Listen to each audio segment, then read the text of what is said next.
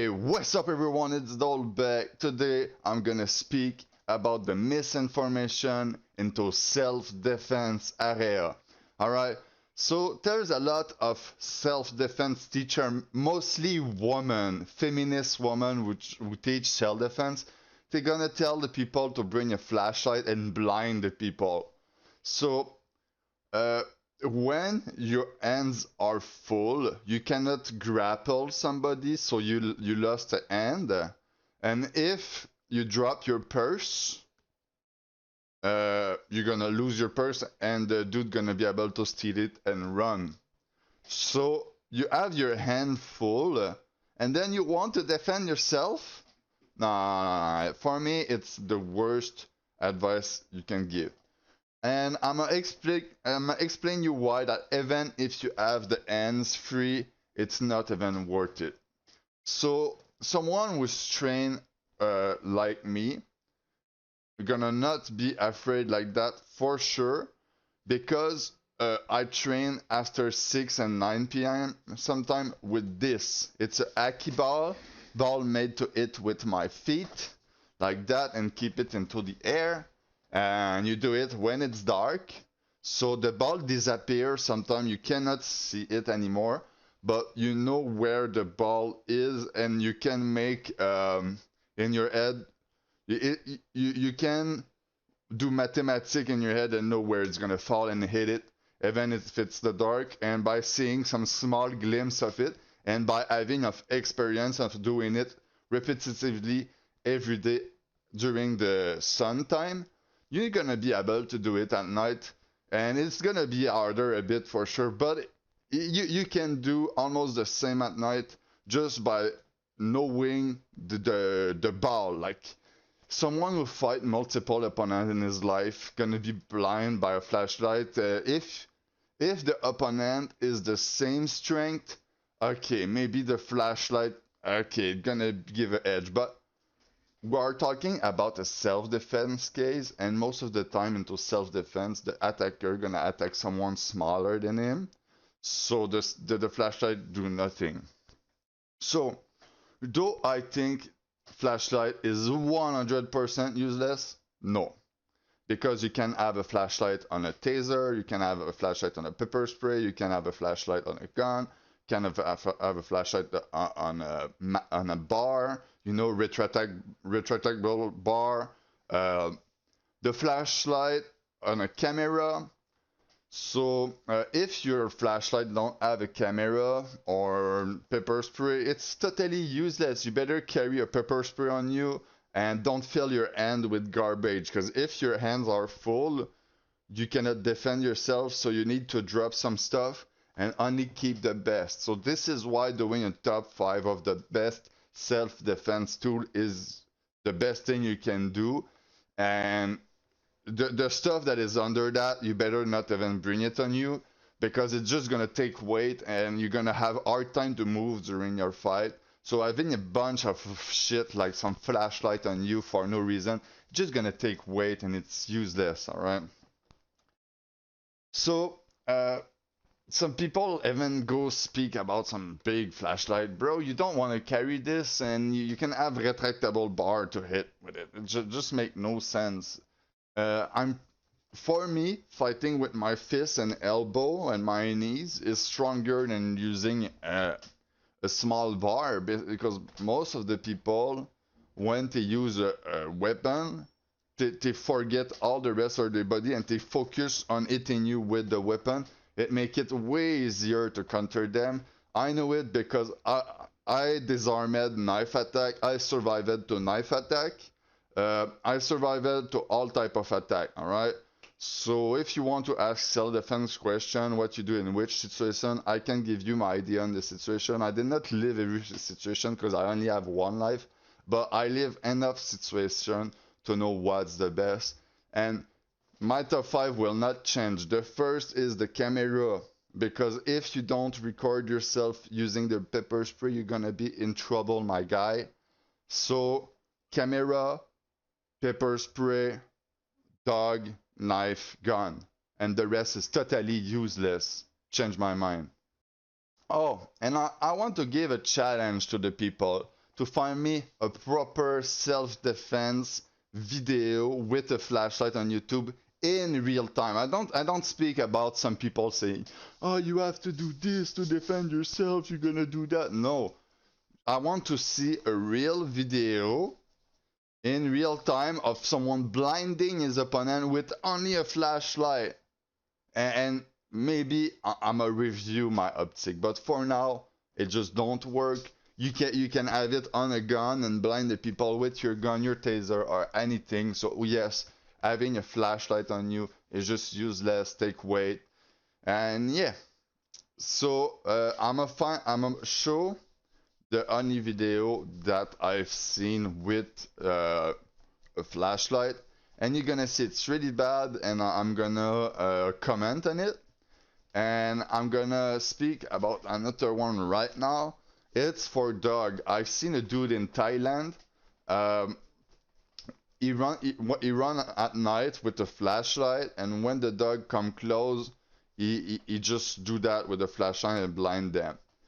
At this moment, it was not too bad. I feel like maybe it makes sense, but you better to have a pepper spray on your flashlight at this moment, because if the dog, bro, the dog gonna attack you multiple dog at time, and they are smart.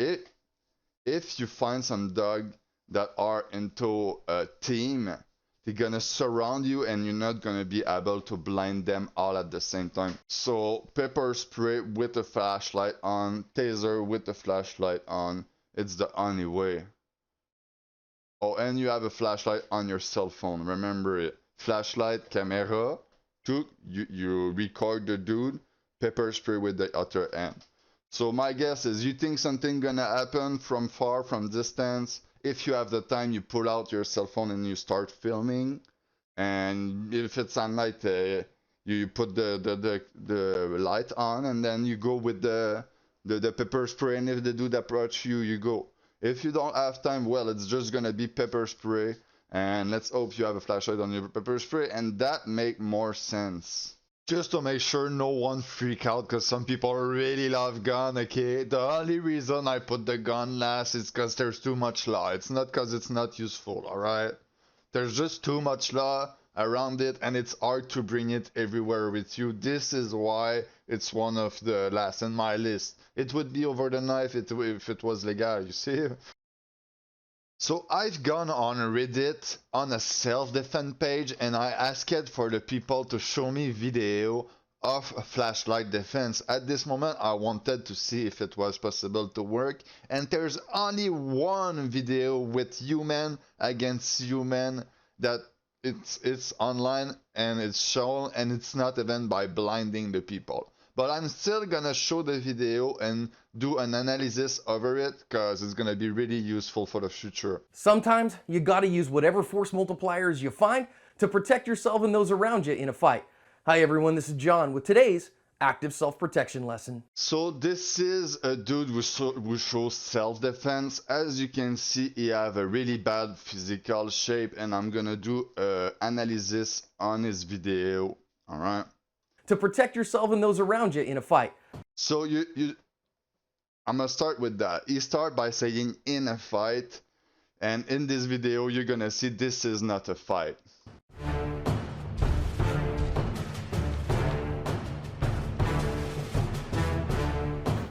Today's lesson comes to us from Tonawanda, New York, and it shows an armed robbery in a convenience store. But this one's not going to go the armed robber's way. Teaches us some important lessons about using your opportunity, about transitional spaces, about using whatever force multiplier you happen to have on you, and winning the fight no matter what. Here we see an armed robber's got a gun out, and he is threatening the clerk and demanding money. And, again, the clerk doesn't have any attitude, skills, or plan, so here, have my money. Now, he have the attitude, skills, and plan. He's giving the money so he can be safe. It just make no sense. I don't see a fight. I see someone stealing $100, alright? There's no fight. the shopper walks in, and he's got a big old mag light in his hand, a big D-cell mag light. When you hit someone in the back of the head like that, and the dude is pointing someone with a gun, there's huge chance that he's gonna press the trigger and kill the dude who's into the store. And the dude in the store gonna get killed for $100. And he just sees this guy and goes to town on him, thumps him 3 times in the head with his mag light. Now you can see him, he's kind of looking around like, okay, what's going on? And that armed robber is out. So you see, that part is not bad because he don't keep hitting it. At least he stop and he look and seek for the weapon and shit. But still, the act of hitting him was really wrong because in the law, you cannot do justice yourself. He got probably lucky, I guess, because the video is kind of old and the system changed. But listen, into a shop like that, most of the time the dude who sell you stuff don't own the shop, and he's winning minimal wage. So you're not gonna ask someone like that to waste his life defending that shop. So the dude who hit the armed robbery did the worst thing he can do. Like he put the life in danger to the other people without asking his consent. Man, if you've ever held a D-cell mag light in your hand, that is a very formidable tool. It's a very heavy flashlight, and getting hit on the head 3 times with it, I can imagine his bells rung. Yes, that's true. If you hit someone with a flashlight, it's gonna hit. But if the dude had a metal bar, a real metal bar with real weight, believe me, maybe 1 hit would be enough, but he had to give 3. Now, the good guy there sees the fact that there's a gun on the ground. His hands were empty, and he picks the guy's gun up. Now, as the guy gets up, he's obviously quite disoriented, but he's going to try to get up, and I love that our good guy stays out of his way. If you go and read the news story in the description on this one, we're going to see him actually get away here in just a minute, but the cops have caught this guy, and looks like he's going to face charges. So you see the cops caught this guy, and he's gonna face charges. So even if he hit him, the dude ran away, and the cops find him. The cops would find him anyway, even if the dude hit him, and if he ran with $100, it don't really change anything for the dude who owned the store.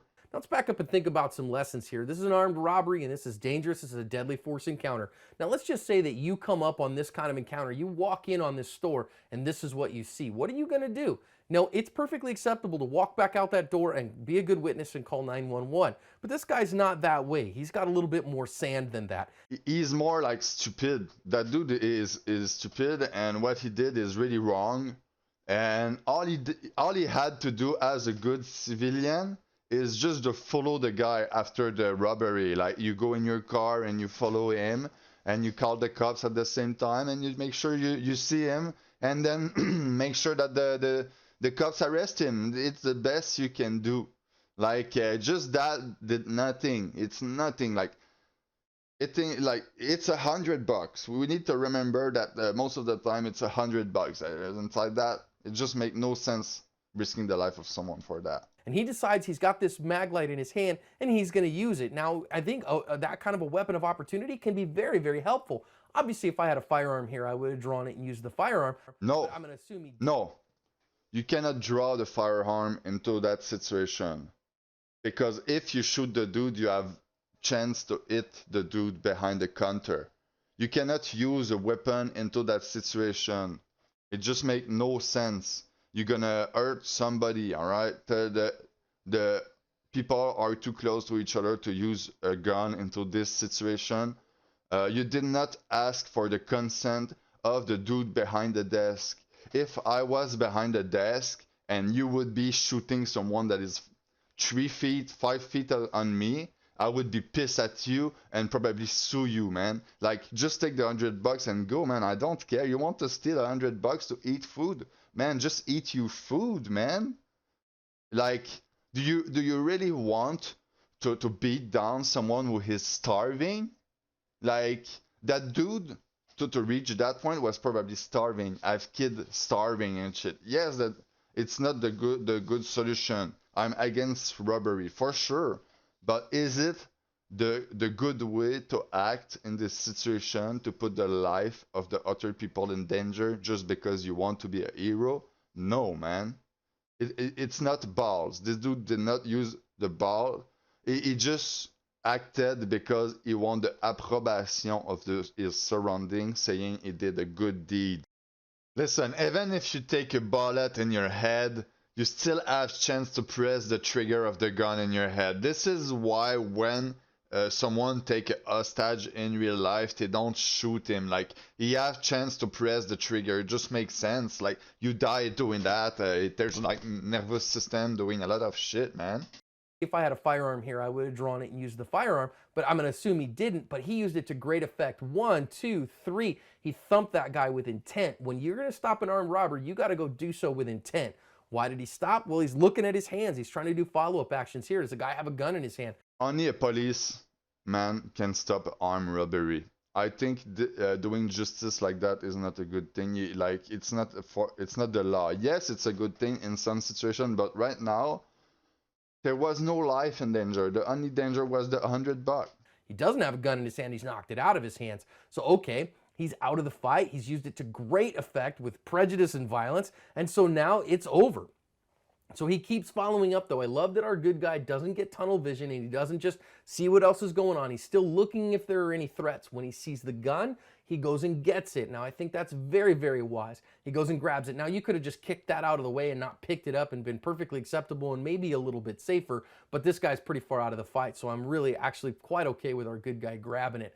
And I love that he keeps a distance from him here. He continues to follow up. He tells him, hey, get on the phone with the cops. Doesn't let the guy get at distance. And I think that's wise because going hands-on with this guy here was just going to take him an awful lot of work. At the end of the day, I think this bystander did a fantastic job. He met violence with violence. He ended the threat. He protected himself and everyone around him and covered his asp. No, he did not protect anyone. Seriously, he just put the life in danger. So when the dude took the gun with his hand on the floor, he put his fingerprint on top of the other.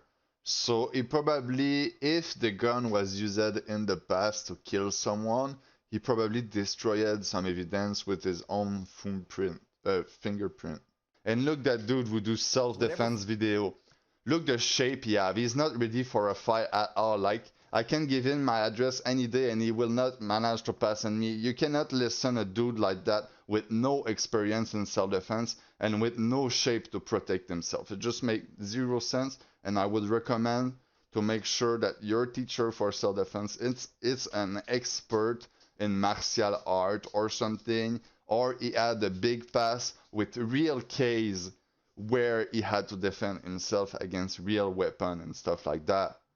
So yeah, I've lived into foster family, I've lived into kids jail, and all that shit because I had a hard upbringing, but I managed to get myself out of there, and now I am in the best position to tell you the best advice, and the camera is the top one tool. Like you can see in this video, nothing can be, like, if the dude was hitting the other with the flashlight and there was no camera, there would be no proof that he was stealing.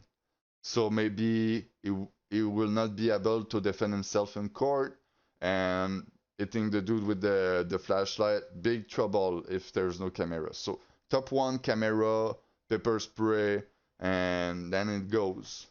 Peace out. So I still want to say that I don't want to roast this dude. I don't want anyone to go hate on him. And I will put this link into the description so you guys can go sub to him and look his content. I don't want to hate him or anything. And he's gonna have the right to reply to my video with his analysis too and react onto it. So this is into your hand, and your video is already a reaction to another video, so I probably have the right to take it to analyze it.